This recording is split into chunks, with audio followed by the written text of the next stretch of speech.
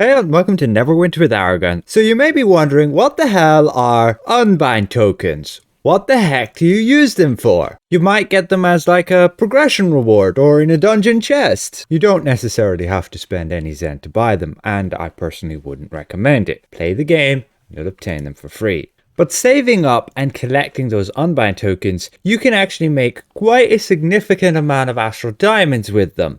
And we're going to go through each of the different methods in this video and everything you use these unbind tokens on. At the end of the video, there'll be a quick TLDR. Those of you can skip to that part if you're not interested in any of the details. So first things first are artifacts. They're the main thing you're going to remove the binding status of them. For example, these green artifacts. They're bound to my account. However, I can go and unbind them with a cost of 10 tokens. Now, you can also go and upgrade them, but I would recommend always unbinding first, as because you can see when we go and upgrade it to blue, then the cost to now unbind it has gone up to 20. So the sooner you unbind it, the better. Now, you may be like me and have played a lot before unbind tokens became a thing, and thus I have loads of artifacts which are then like on Mythic. I actually don't have a whole lot here anymore after unbinding a bunch and moving them that you could go and unbind. The problem is the cost. When on Mythic, you need 50 tokens. So, as you could see, make sure to unbind them on green first with only 10. And once you go and unbind it, like we do right here, and now you can see it has the tag unbound, even if we go and, let's say, equip that artifact, you can see it doesn't become bound again. You can go and switch it back to this one, and there you go, it's still unbound. So you'll always be able to sell it and trade it between your characters.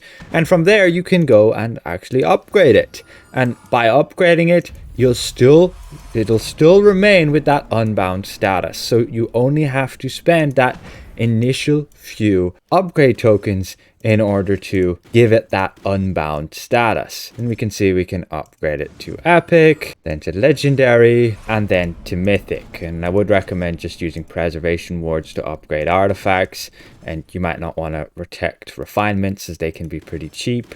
And I would throw in a green primitive mote here as well to add like a 1%, because those green ones are dirt cheap, and it might save you 1 or 2 preservation wards. We can see there that many tries there didn't succeed it. We have 13 out of 30, so we just need a few more preservation wards here, and we can use our primitive mote. It won't get used until it actually upgrades, so you'll only ever have to use 1 of those, and there you go, it's upgraded. Now it's on mythic and it's unbound, so we can post that on the auction house, we could sell it to other players, we can put it to different characters and so on. So it's really handy. And so absolutely make sure to unbind them when they're on green, because again, it will only cost you 10 at green versus you can see a total of 50 when on mythic. And in terms of what artifacts you should prioritize upgrading, well, it's like these top 11, especially if you're running endgame content and want to have artifact calls.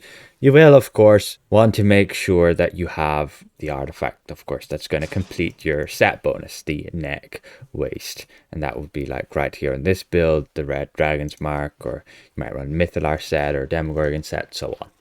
So artifacts is one of the main ways you're going to be able to make a lot of money off that, especially if you have a backlog of artifacts maybe that you're not using that you could then unbind and sell. Or you can just take the time to upgrade them by farming these reagents. They're not going to cost you too much. You can run events to get preservation wards like the Gond event or the Winter Festival event. And you might even get those preservation wards as in a bound status, like you can see here, account. And so then you can't like sell those. We'll get into those later. And just keep an eye out on the auction house when you are looking for artifacts as well. Just here in the enchantment section, that you might find artifacts that are unbound. Let's say I'm looking for a mythic artifact straight up. You can buy some that are pretty cheap, and you can see the ones that are unbound by looking at the tooltip. Now, the most of the ones here on purple or on mythic are going to be unbound because there was no other way to upgrade them without them getting bound in the first place. Just be aware again, that is the table, I believe, of the top 11 you should have upgraded. I would forget about the rest of them down here at red or below. And so the next thing you can unbind is Mirage Weapons. Now, this is a weapon set that comes from the campaign Cloaked Ascendancy. Right here with this campaign, you can gather enough currency, like right here, and buy these faulty weapons. So we could buy this faulty orb right here. And what this gives us the ability to do is unbind it straight away with just a cost of 5. In doing so, then you can go and you can refine it, and then it will become uncommon, and then it's a usable weapon, and then you can upgrade that further. And those costs to unbind will be 10 once it's on green, then 20 on blue, 30 on epic, and 40 on legendary.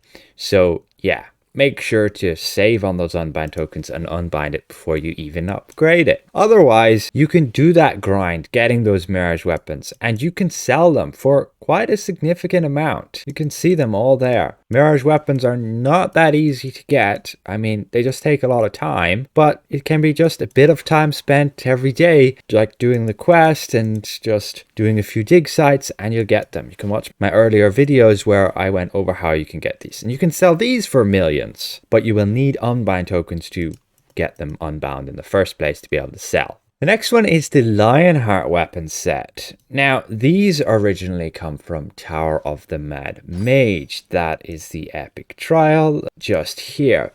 It's significantly challenging. You might think at 50,000 item level you'll be able to do it. God, no. You need like 70,000 item level, if not higher, especially since they increased its difficulty with module 23. And when you complete it, you'll drop one weapon, which then you can need or greed between all 10 of you. And on top of that, you will get one scroll of the void. Those scrolls of the void, you can spend 20 of them to buy one of these weapons, these Lionheart weapons. And again, you can unbind them. However, they're a lot more costly to do so. It's 40 tokens to unbind it on just green there. And that price will then go up in increments of 10, like we had with the Mirage, to 50 when on blue, 60 on epic, 70 on legendary. And again, we can go and we can upgrade these, and they'll still remain unbound when you go and upgrade them. So that's very nice. And again, those Lionheart weapons will sell for quite a lot. Again, selling for upwards of millions.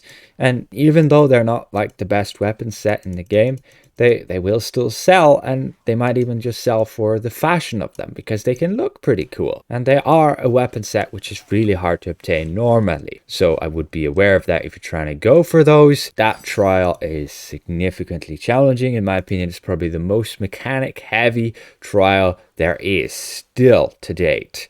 And in my opinion, it was one of the most fun to run. I'm just sad right now that it's got no content, that it's got no reason to run it. There's no incentive outside of fun, which most people isn't good enough. You've got to be running something and to earn something off it, like loot, something else that's going to motivate you, something that's going to give you that energy to push through the struggle, complete it, and get rewarded. And so next up, you have the Celestial Weapons, which again, like the Lionheart and the Mirage, you can unbind, but they're going to be 10 more unbind tokens cost.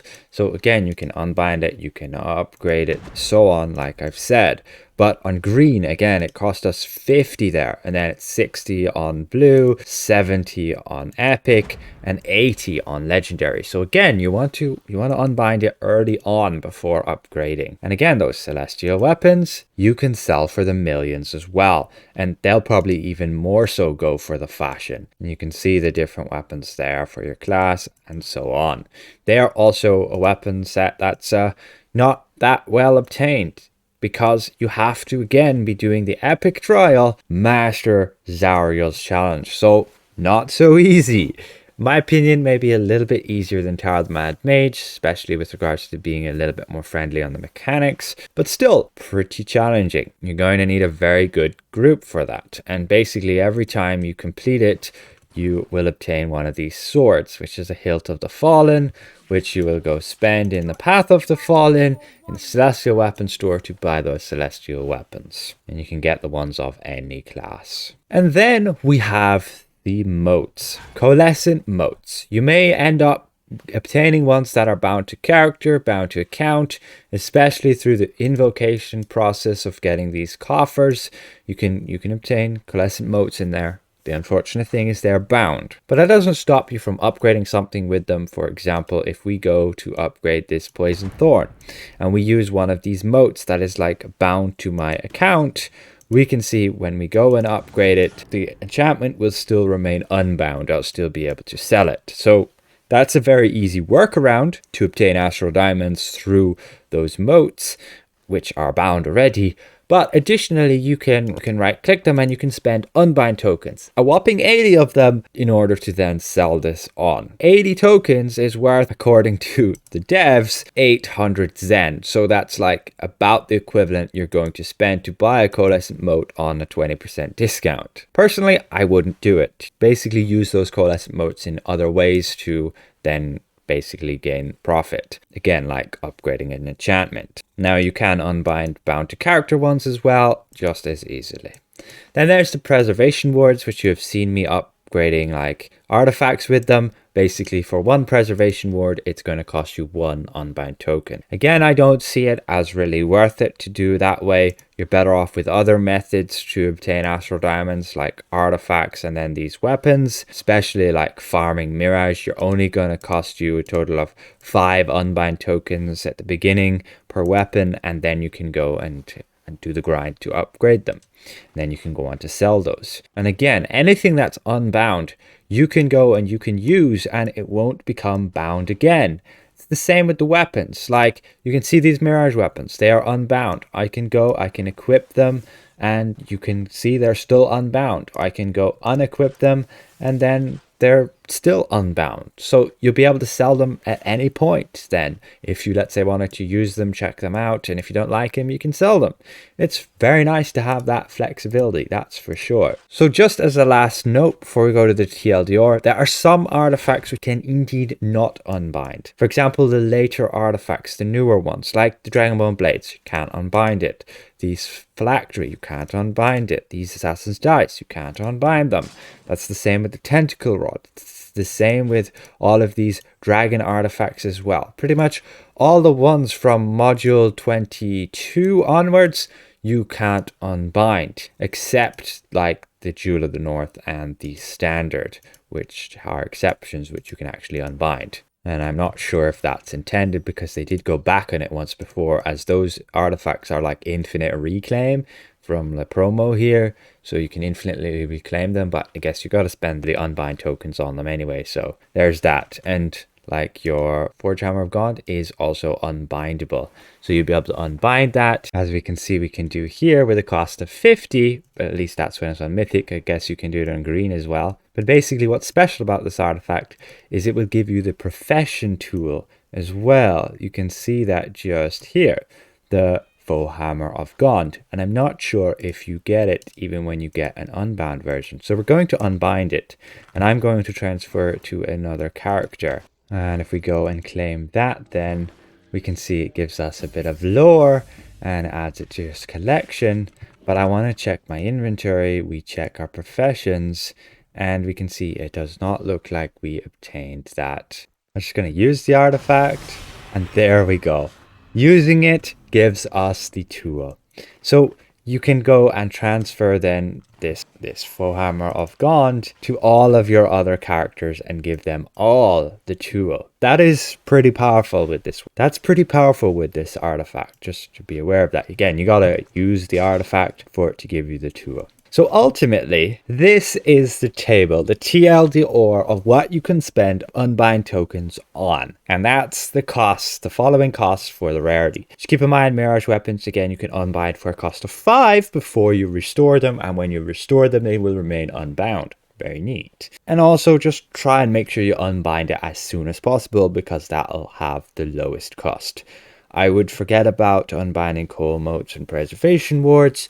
Just use other methods to gain their value in Astral Diamonds. It will take a bit of thinking though, and strategizing and looking at the market and so on, what's in demand. But overall, hopefully this is somewhat insightful and helps you guys out on what to do with your unbind tokens. A massive thank you to all of these channel members for their continued support, and we'll see you guys around. Goodbye for now.